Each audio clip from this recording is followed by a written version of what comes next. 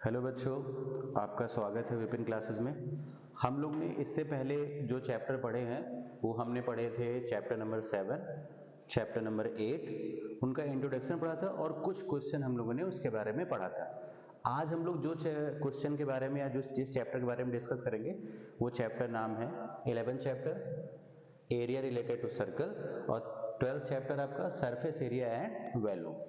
हम लोग को क्या करना है कि नॉर्मली 11th चैप्टर की अगर बात करेंगे तो 11th चैप्टर में हमें सर्कल से रिलेटेड सारे तरह के क्वेश्चन सॉल्व करना सीखना है।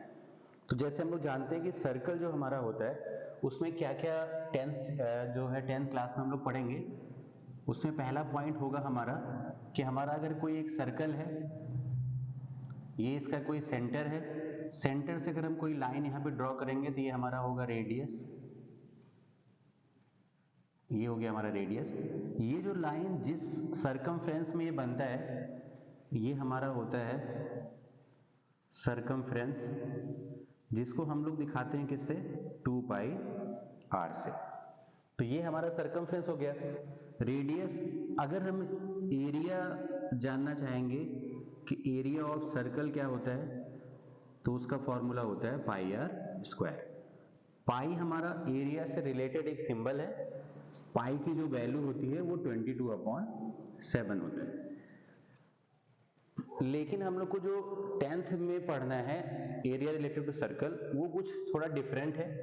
अगर हमने इसी सर्कल के सेंटर से हमने एक लाइन इस साइड ड्रॉ किया, एक लाइन इस साइड ड्रॉ किया, तो हमारा जो ये सेक्टर बनता है जिसको हम लोग नॉर्मल हम लोग कहते हैं minor sector, minor sector Hindi में कहते हैं इसे हम लोग लघु त्रिज्यखंड।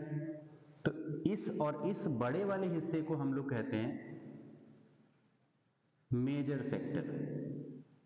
तो इन दोनों से रिलेटेड हम लोग को फॉर्मूले जानना है। जो हमारा माइनर सेक्टर होता है उसका फॉर्मूला हमारा होता है θ/360 और पाई r स्क्वायर। ये माइनर सेक्टर होगा।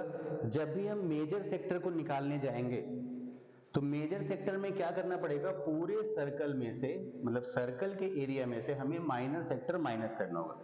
तो अगर हमने मेजर सेक्टर हमें निकालना है तो हम लोग मेजर सेक्टर में नॉर्मली सिर्फ एक काम करेंगे कि पहले फुल सर्कल का एरिया निकाल लेंगे जिसको हम लोग बोलते हैं पाई r स्क्वायर माइनस। अब जो माइनर सेक्टर हमारे पास है जो पहले से हम निकाल के रखेंगे उसको इसमें से माइनस कर देंगे, मतलब θ/360 और पाई r स्क्वायर।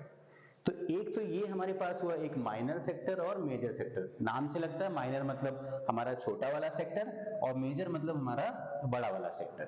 तो जब ये दोनों चीज निकाल लेंगे तो एक टॉपिक इसमें और है कि इन्हीं सेक्टर की हेल्प से हमारे पास एक चीज बनेगा जिसको हम लोग सेगमेंट कहते हैं। अगर हमने इस लाइन को ऐसे मिला दिया तो ये हिस्सा जो हमारा होगा वो हमारा होगा माइनर सेगमेंट और इसका जो बड़ा वाला हिस्सा होगा वो हमारा होगा मेजर सेगमेंट।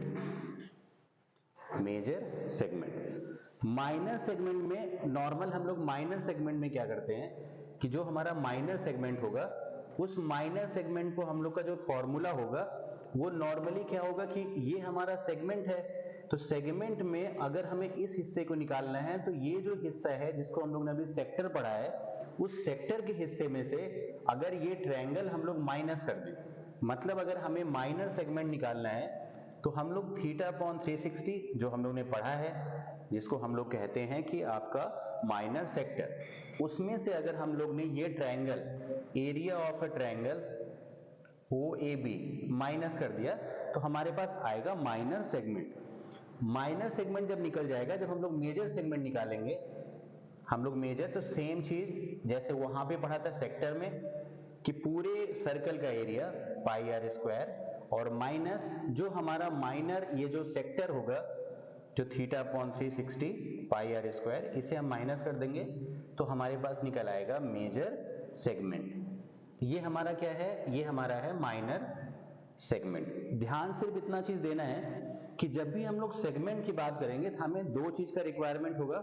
एक हमारा रिक्वायरमेंट होगा कि हमें सर्कल का रेडियस पता होना चाहिए, दूसरा रिक्वायरमेंट होगा कि उसके सेंटर पे कितने डिग्री का एंगल बन रहा है। लेकिन जब सेगमेंट निकालेंगे तो हमारे पास कंफ्यूजन ये आएगी कि हमारा जो ट्रायंगल बन रहा है उसका एरिया कैसे निकालें, कैसे पता चलेगा ये जो ट्रायंगल है वो कौन सा ट्रायंगल है, इक्विलेटरल है कि आइसोलेस ट्रायंगल है कि नॉर्मल ट्रायंगल है। तो हम लोग को हिंट में याद रखना है कि अगर इस ट्रायंगल का जो एंगल होगा, अगर वो थीटा जो है हमारा 60 डिग्री बनेगा, तो हमारा जो ट्रायंगल होगा OAB वो नॉर्मली इक्विलेटरल ट्रायंगल होगा, जिसको हम लोग फॉर्मूला याद करते हैं √3/4 साइड का स्क्वायर। ये तब होगा जब यहां पे सेंटर में बनने वाला जो एंगल है वो 60 डिग्री का हो। दो सिचुएशन आपके पास आएगा, ये एंगल अगर 60 डिग्री का हुआ या 120 डिग्री का हुआ तो आपके ट्रायंगल का एरिया होगा इक्विलेटरल का एरिया √3/4 साइड का स्क्वायर, और साइड आपका ऑलवेज जो होगा वो आपका होगा रेडियस। साइड जो होगा वो कौन काम करेगा, वो सर्कल का रेडियस।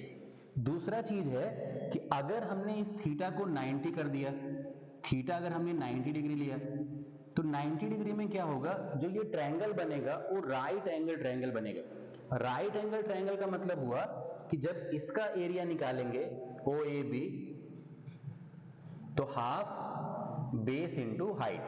कहने का मतलब हुआ कि जब हम लोग इस ट्रायंगल में थीटा अगर 90 डिग्री हुआ तो हमारा जो एरिया होगा वो होगा area OAB equals to half base into height. यहाँ पे बेस और हाइट दोनों जो होंगे वो रेडियस का काम करेंगे, मतलब आपको कहीं से इनका बेस और हाइट नहीं खोजना होगा, दोनों जो होंगे वो हमारे रेडियस ही होंगे। अगर रेडियस हमारा 7 सेंटीमीटर है तो बेस भी 7 सेंटीमीटर होगा और हाइट भी। इन्हीं से रिलेटेड हम लोगों ने जो हमारा 11 चैप्टर है एरिया रिलेटेड टू सर्कल, उसमें हमें minor sector, major sector, minor segment और मेजर सेगमेंट, ये चार चीजें पढ़नी है। डिपेंड करेगा कि इसमें जो कुछ चीजें हैं, जैसे हमने बताया कि आपके ट्रायंगल कैसे डिपेंड करेगा उसका एरिया क्या निकालते हैं, ऐसे दूसरी चीज में और होगा कि कहीं कहीं पे एंगल जो होगा वो आपका वो अंडरस्टूड होगा। तो मैं आपको बताता हूँ पहले से शॉर्ट में कि अगर कभी भी क्वाड्रेंट वर्ड देता है, क्वेश्चन में क्वाड्रेंट देता है, तो थीटा आपका अंडरस्टूड होगा और वो थीटा की वैल्यू जो होगी वो 90 डिग्री होगी। दूसरा चीज, अगर कभी एक उसमें एक क्वेश्चन है कि घड़ी की सुई है और उस सुई के द्वारा 5 मिनट में कितना एंगल बनेगा, तो हम लोग जनरली जानते हैं कि 1 मिनट में जो हम लोग का एंगल बनेगा वो 6 डिग्री का बनता है। कभी भी सुई अगर रोटेट होती है तो 1 मिनट में कितने डिग्री का बनेगा, 6 डिग्री का। ऐसे ही 5 मिनट में कितना बनेगा, तो 5 मिनट बनेगा 6 × 5, जिसको हम लोग बोलेंगे 30 डिग्री। तो नॉर्मली ये इतनी ही चीजें हैं, नॉर्मल आपको जो जरूरत पड़ेगी वो थीटा और जो पड़ेगी आपको एक जो है वो रेडियस। तो ये इंपॉर्टेंट फैक्टर थे 11 चैप्टर के। नेक्स्ट वीडियो में हम आपको बताएंगे कि जो सरफेस एरिया एंड वॉल्यूम है उसके कैसे शॉर्ट तरीके से आप उसे समझा जा सकता है। तो अगर आपको कोई प्रॉब्लम आएगी, इसमें क्वेश्चन में कोई प्रॉब्लम आएगी, तो नेक्स्ट वीडियो में हम आपको क्वेश्चन कराएंगे। अगर आपको इंट्रोडक्शन में या कोई थ्योरेटिकल चीज समझ में नहीं आएगी तो आप मुझे कमेंट में इसमें आप बताइएगा, उस कमेंट को रीड करके मैं नेक्स्ट वीडियो में आपकी प्रॉब्लम सॉल्व कर दूंगा। Thank you.